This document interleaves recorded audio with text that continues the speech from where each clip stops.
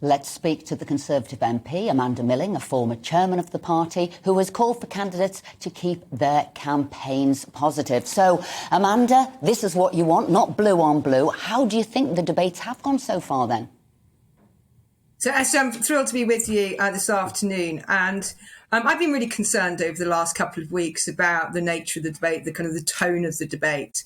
And that's why in the weekend I called for both teams to sign up to a clean campaign charter to keep it clean, fair and focused on policy. You know, we had the debate last night. It was good to have a policy debate, but we do really need both the contenders and also their teams to really watch the tone and take out the mudslinging, take out the personal attacks. Let's have a good policy debate and focus on what we're going to do, what they will do to deliver for the British people, and how that they will win the next general election.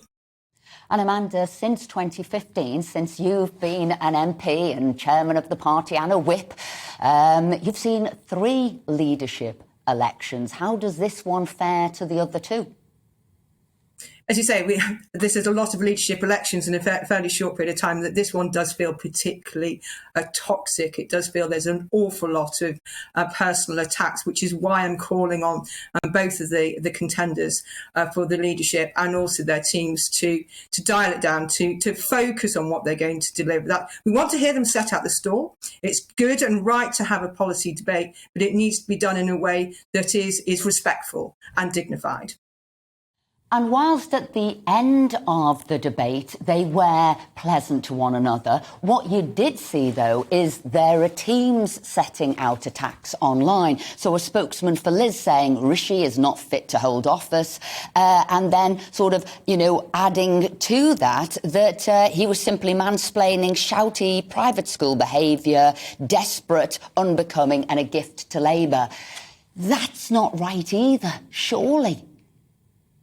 And this is what the clean campaign charter is focusing on. It's not just Liz and Rishi. It's also about the wider teams ensuring that, on the background briefings that we have this kind of dignified, respectful debate. We stop these personal attacks. We want to hear their policy. We want them to hear them set out their stall on policy, but it needs to be done in a respectful way. And ultimately, what members and the general public want to see is, what will they deliver as leader of the party, but also as Prime Minister. Let's hear that policy debate, but let's hear it in a way where it's respectful and dignified. Because ultimately, when we come to the beginning of September, when one or other is elected as leader of the party and therefore Prime Minister, they're going to have to reunite the party. And this division doesn't make that job any easier. What we want to, we know that divided parties don't win elections. So what we want to hear is what are they going to deliver for the British people, and how are they going to take on Sir Keir's Labour Party? How are they going to take on the yellow peril of the Lib Dems and also keep the United Kingdom united? How are they going to take the fight to the SNP north of the border? And how do you think you could go about bringing the party together come September? It is an important year of delivery. Things have got to be done. You've got the cost of living that's got to be dealt with. I'm saying I'd like to know who their teams are in advance, because in a way that could show they can reach out to the north, to the south, to Remainers, to Leavers, to people who are for lockdown, for people who are anti-lockdown, and how do we move forward not having lockdowns again. So how do you think they could now begin to start healing those divides? So I think this comes back to my calls for a more respectful debate and for them to sign up to a clean campaign charter, because, pulling the team together in September is much more difficult if we have a divisive campaign now. We've got 6 weeks. We've got various hustings on the media. We've got the hustings being held by the party. Let's have this debate, but let's have a dignified and respectful one, because that's the way we'll be able to reunite, pull together at such a critical time to deliver for the British people at a time which is really difficult economically.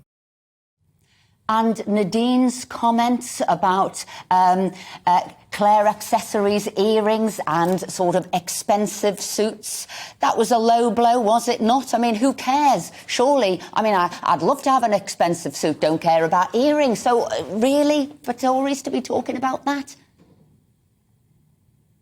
So I'm not going to get drawn into what kind of individuals have all said, but this goes back to my point. It's not just about Liz and Rishi and the way that they behave in the debates themselves, but it's about the wider teams. Let's not have these personal attacks, whether on the media or on Twitter either. Let's have a really good policy debate.